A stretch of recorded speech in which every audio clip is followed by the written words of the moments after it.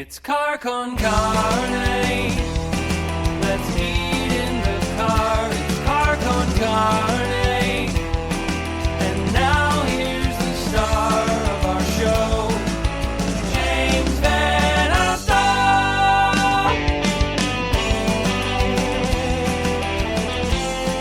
Welcome to Car Con Carne. Welcome to Monday night. Welcome back to the working week. I'm James Van Alstyne. Car Con Carne, sponsored tonight by Siren Records McHenry, one of my favorite record stores on the planet. Not only do they have records, and I like buying my records there and shopping around, just kind of milling around for a while till I become a nuisance. They sell audio equipment there. In fact, I got a cassette deck from them, a receiver from them, speakers. I'm at the point where I'm ready to buy a new turntable. I guess we'll just call it a starter turntable. It's a trusty little thing, the Audio Technica, like kind of the starter turntable. I think I'm ready to graduate to something more enduring, more lasting for my shelf. So I'm going to be visiting Siren Records again because they know what they're doing. That's in McHenry on Main Street. Coming up on this show tomorrow night, on Tuesday night, Mars Williams from Liquid Soul, the Grammy-nominated collective from Chicago, Liquid Soul. Mars will be here talking about Liquid Soul history. And if I prod him enough, I'm sure he'll also talk about his time with the Psychedelic Furs, or recording with Billy Idol, or recording with the Waitresses, or any number of things that he's been involved with. Tremendous, talented player, Mars Williams, tomorrow night. And as we're recording this is episode 579, which I'm no mathematician, but it means we're getting close to episode 600. And I've set as a goal for myself, episode 600 will be a return to the car. We're almost there. We're almost through this mess, this enduring, never-ending shit show we've been in for the past 12 plus months. Car Con Carne, back in the car, episode 600. No plans for it other than the fact that that's how it's going to work. That's the platform I'll be using for that. Tonight, oh man, this is a treat. Josh Gilbert is the owner of Temperance Beer Company at 2000 West Dempster, one of the craft beer community's standout places, breweries. Josh, lovely to see you. Thanks for doing this. Thanks for having me. It's a real honor. So the past year, I mean, no secret, it was awful. It was craptacular for everyone.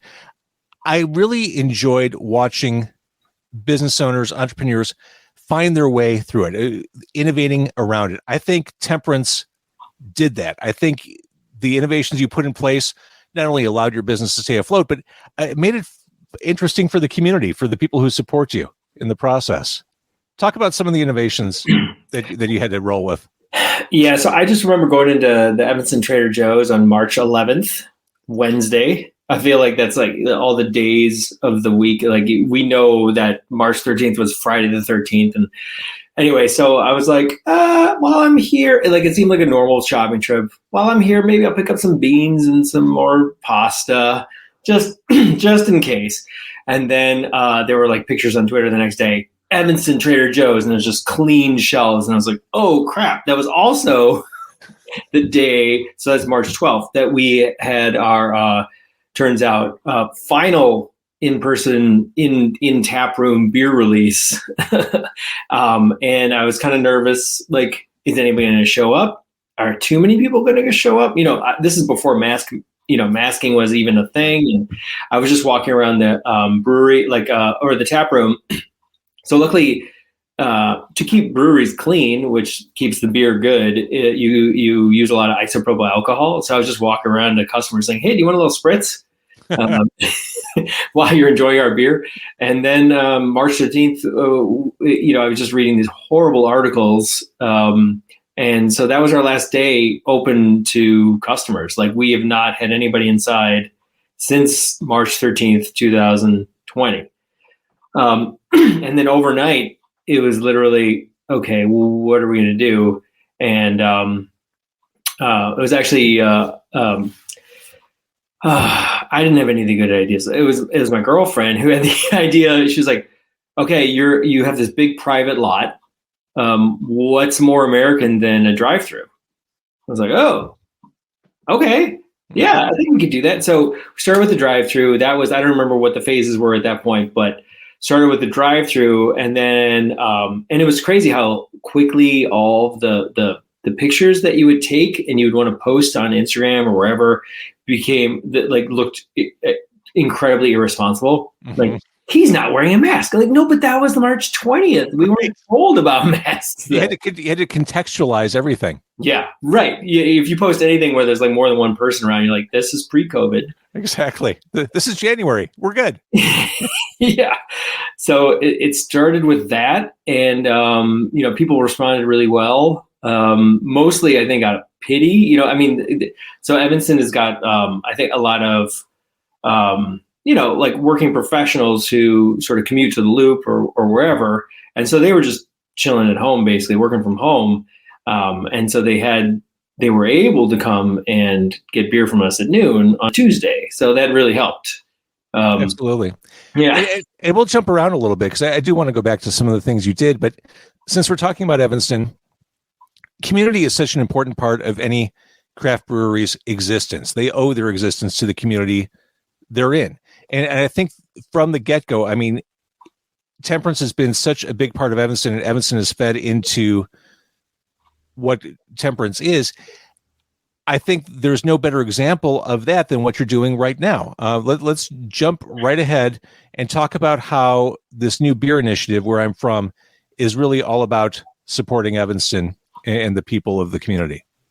For sure, yeah. So I grew up in Evanston. I came back and have been raising my kids here.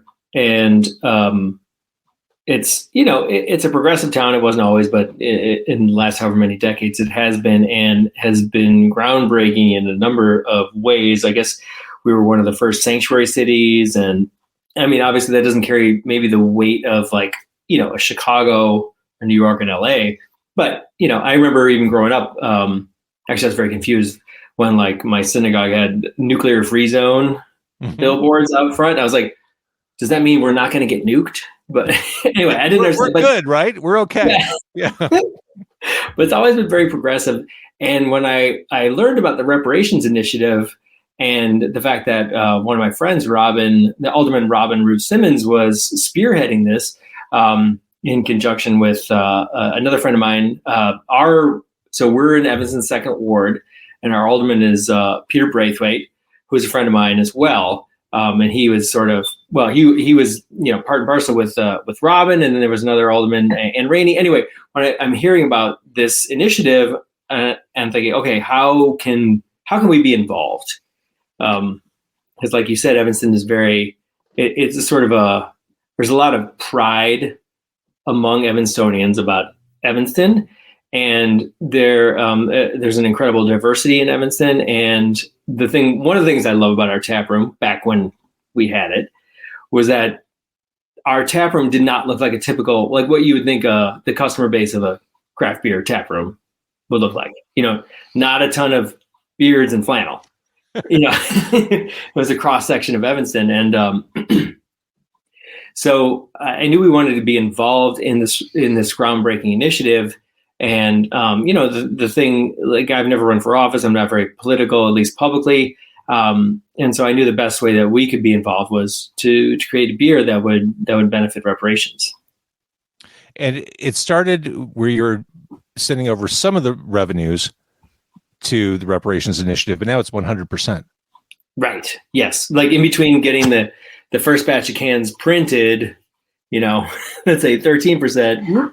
Wait, can you hold it up so we can see the actual picture on that? Because it's a gorgeous can. Yeah. The label's fantastic. There we go. There it is. Yeah. Oh boy. There we go. Mirror. Love it. And this was actually, if I could just do a little digression. Oh, okay. There we go.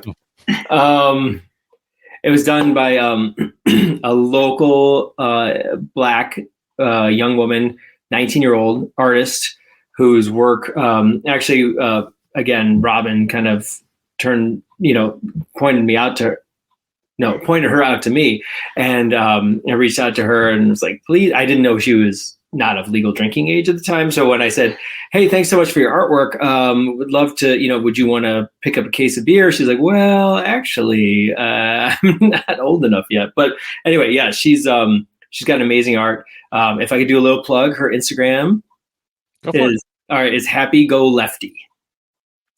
I like that you paying people in beer is such a great solution. Well, we paid her in real money and then offered her some beer too. Even better, money and beer. It's the deal of the century. Yeah. Let's go back to the beginning of Temperance, because yes, you can get a beer in Evanston now, but oh man, that was not always the case. That's true. Yeah. When we used to have tours in the brewery, I gave a little spiel about I actually had to become pretty familiar with the history of alcohol in Evanston. And it basically, 1972, it was, and the story I like to tell is that, I mean, it is true that Holiday Inn wanted to build in Evanston, and the story I have received is that they presented their plans to the city of Evanston, and the examiner said, "Wait, what's this this thing in the kitchen here, or in the dining room?" And they said, "Well, that's a bar." I said, "Well, you can't serve alcohol in Evanston." And what I like to think they said was, "Well, then you can't have a Holiday Inn in Evanston." And that Holiday Inn is still standing at the corner of Lake and Sherman. Uh-huh. So it's been kind of a slow burn ever since then. I think, we're not exactly, there are no tavern licenses, so you can't just, have a beer and a shot kind of place. Right. You got to have some food. And we don't have any shots. We just have beer. And so I like to say that, Evanston isn't dry, but it's damp, Yeah, it's wetter than it was. Right. Which sounds awful. So you opened the doors in 2013? Yes. So what was that like well, actually, let's take one step further back from there. What hooked you into craft brewing? Let's see. There's a little desperation involved. Meaning? Okay. So I still am a licensed architect, but I was a practicing architect since 1999, and had a 2-person practice in my basement in Evanston. And then the whole financial mess of 2008, 2009 happened. Basically, there were really scary articles. Not only did we only have work for half of one person, and there were 2 of us, but there were all these articles, both in like the New York Times and Architecture Magazine, like the trade mag, saying, not sure where this profession's got to go from here. People weren't going to look at their houses as investment vehicles. They were going to look at them as like vehicle investments. Like, you don't think of your car purchase as an investment. You're like, I'm going to lose value on this as soon as I drive off the lot. Yeah. So that became very scary. I was home brewing, and I started thinking, well, what do I really need right now in Evanston? Oh, a beer. I mean, that's like kind of a very dense version, but it was a sort of a selfish act. I thought, Evanston could really use a brewery, at least one with a tap room. Well, and isn't that the secret to successful entrepreneurship? Identify a problem and solve it. That's what I've heard. That's it.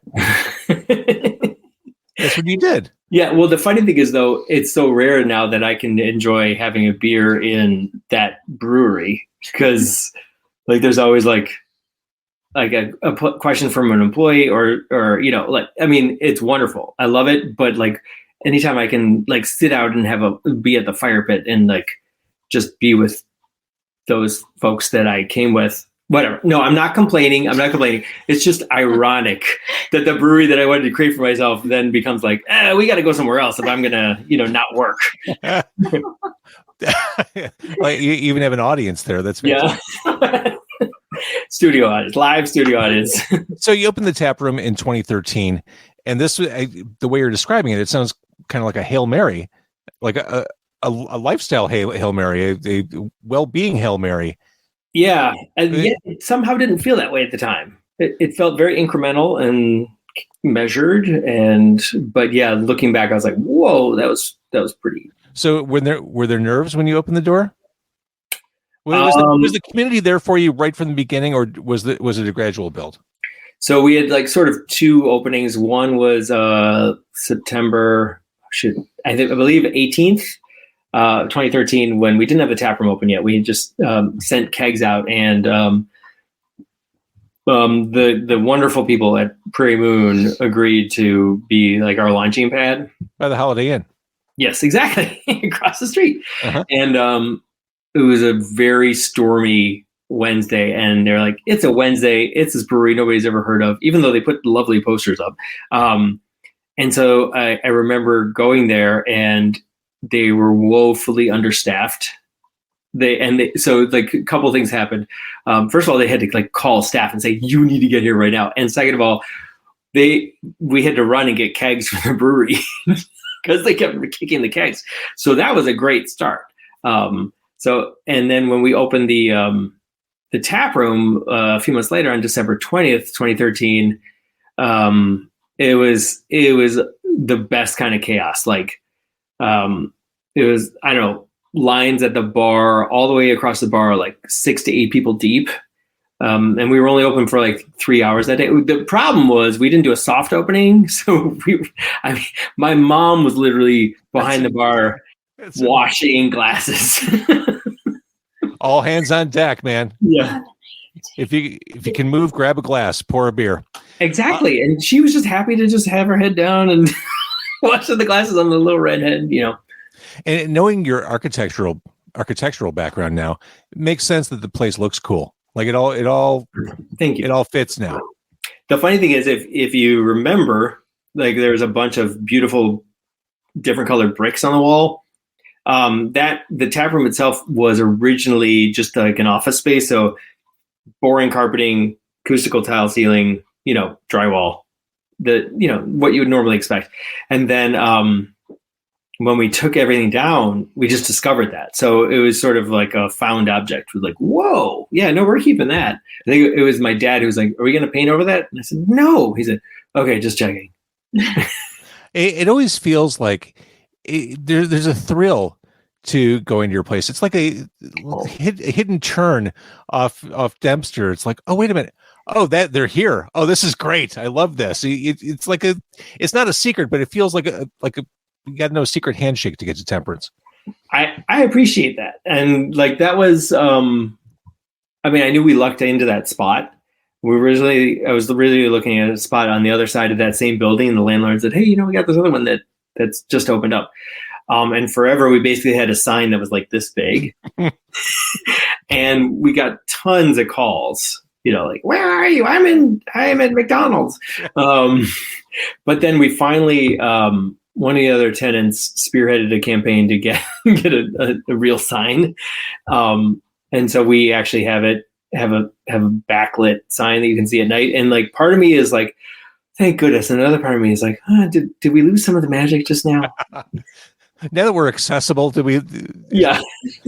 Is the luster gone? Right. Right now, I just want to keep the doors open, so I'm willing to sacrifice some luster. Well, let's go back to that, because I started this conversation with where we're at now. Covered beer garden, as it says on the website. Brave parties of up to 6 are uncovered with full outdoor exposure. It's like, yeah, you know what? I'm Josh Gilbert. I fucking dare you to drink my beer outside. I should really go for more of that. Just, come on, tough guy. You want an escapist IPA? You're going to do it outside.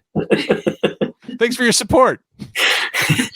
Yeah, I've been way too welcoming. I should really be more of a, I dare you to drink this beer. That's right. So you've got that going on. You've got fire pits. I thought that was brilliant. I maybe other people did it. I wasn't aware of it. You can rent fire pit space. Mm-hmm. I wasn't aware of it either. And again, that was right. Yeah, another great idea for my girlfriend. She's the studio audience over here. Yeah, so it was like I think we started thinking about that actually in August, because at some point, the challenge. Well, one of the many challenges of the pandemic, but as a business owner, you're like, okay, we're not getting a lot of lead time for like when things are going to change. So how do you plan for that? Like, you don't want to buy a ton of fire pits and then they're like, hey, guess what? COVID's over. So, and then you also don't want to wait too long. Like with our tent, like I ordered it, I think that was actually in August, maybe September. I think I waited a little too long. And they're like, yeah, well, we'll have that for you in mid-November. I'm like, oh no, I waited too long. But anyway, yeah, the fire pits, ordered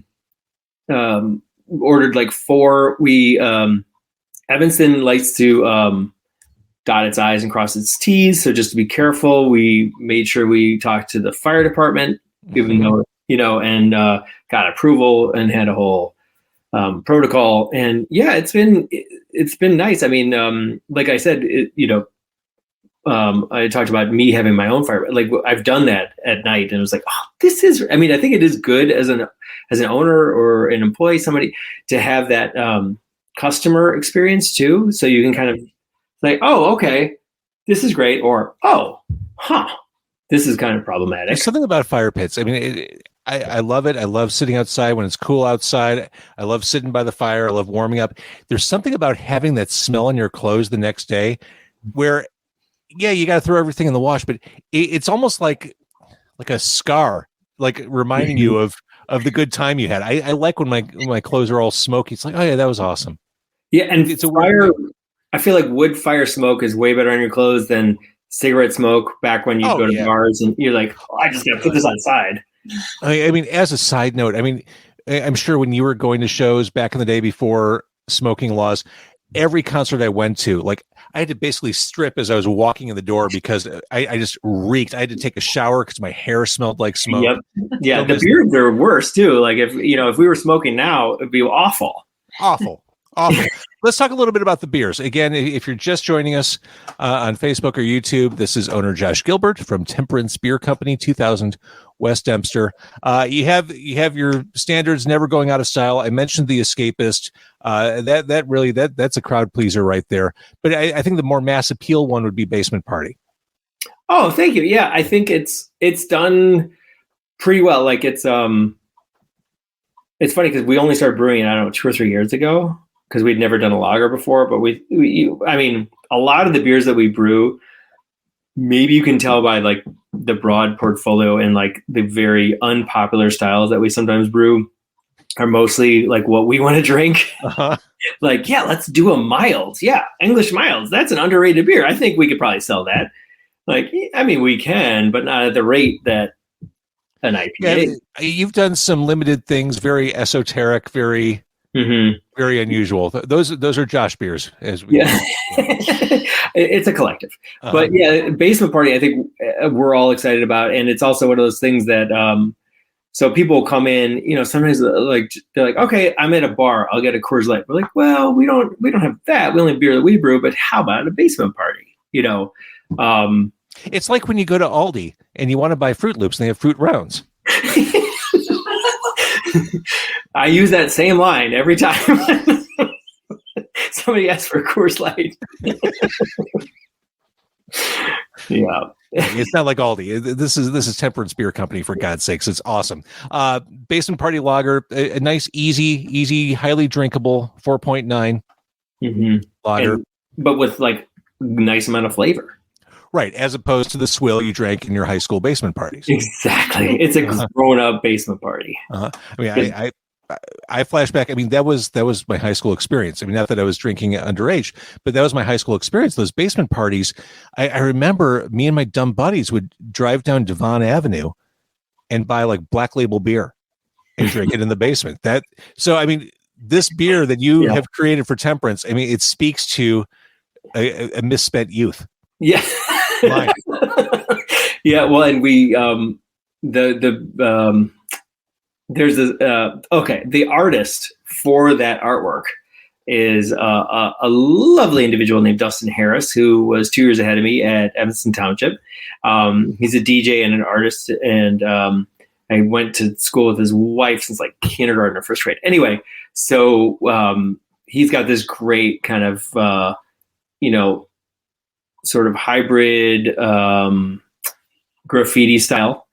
And he did an amazing job. Him coupled with the guy Nick Gomez, who does most of our can art, they like merged so beautifully, and I just love that art. And you could tell that it's a DJ who did it, because it's like there's a house, and then there's a Creative Records, and so I love the fact that a guy that I went to high school with did the art for a beer that kind of, I mean, I wouldn't say that officially, but let's say reminiscent of a high school party. Right. But of course, nobody was. When it was, when you were 18 back in the day before we were legal to drink. Anyway, it's not celebrating underage drinking at all. It's absolutely not. We all had. Yes, it's not celebrated at all. All right, let's talk about music, because you're obviously a music guy. That's one of the reasons I wanted to talk to you. the things you've been doing with space, out of space. I know, fingers crossed, knock wood, out of space is going to happen at your place this summer. You can buy tickets, and if the show goes on, you're in luck. George Clinton and Parliament Funkadelic. I mean, come on. Yeah. I mean, all 4 days. We know it's Nico Case. Yeah. Drive-by truckers and JD McPherson. JD McPherson, yeah. Big boy. Freaking big boy. Yeah, we know it's not going to happen in June, but we're going to try to make it happen some point later. Hopefully we'll figure this out soon. But yeah, we're still crossing our fingers for 2021. June. I mean, I think that I love where we're going as a country in terms of I love that President Biden has said July 4th, small group gatherings. Like, I will take it. Yes. Amen. So hopefully later in the summer we'll have those four. We have our fingers crossed, and we have some good vibes coming there. Yeah, I'm totally sold on this lineup. And I've said this before. I really do feel like craft breweries are so similar in so many different ways to independent rock groups, independent musicians. Just the way they market, it's word of mouth, supportive community. And so when I see you posting news of these really cool independent artists, I'm like, hey, that just makes sense. That's perfect. Yeah, that's really kind of you to say. I think everybody at the brewery is a big music fan. It's certainly not a requirement for being hired, but it just turns out that way. And like half of our staff are also graduates of Evanston Township High School, and Jake Samuels, the guy who is basically, well, I don't want to like belittle anybody else's role, but I think of him as the head honcho at Space. Sorry, Davis. And so he also went to ETHS. And so from the very get-go, I mean, they were around before we were, but, he reached out to us pretty early on and said, how can we make Evanston more fun, basically? And we had a big parking lot and beer. Yeah, well, that's it. There's the answer for sure. Okay, so I don't want to bury the lead, or at least want to get back to it. Where I'm from is the new Hazy IPA. 100% of those proceeds go to the City of Evanston's reparations funds. That's amazing. That's giving back to the community that has been there for you. I am thrilled to see Temperance coming out on the other side of this mess, and we can still support you. We can drive up and buy beer from you, and hopefully come July 4th, we're sitting outside, we're having a beer together, we're enjoying an escapist. Yes, at the very least, we are planning like DJs basically all day on 4th of July, so we can at least chill in the parking lot, drink some beers, enjoy the sun, and have some tunes. Awesome. Again, Temperance Beer Company, 2000 West Dempster, in the party town of Evanston. It's getting there. It's getting there. I like it. Owner Josh Gilbert, thank you for doing this. My pleasure. Thank you for having me. Hang on.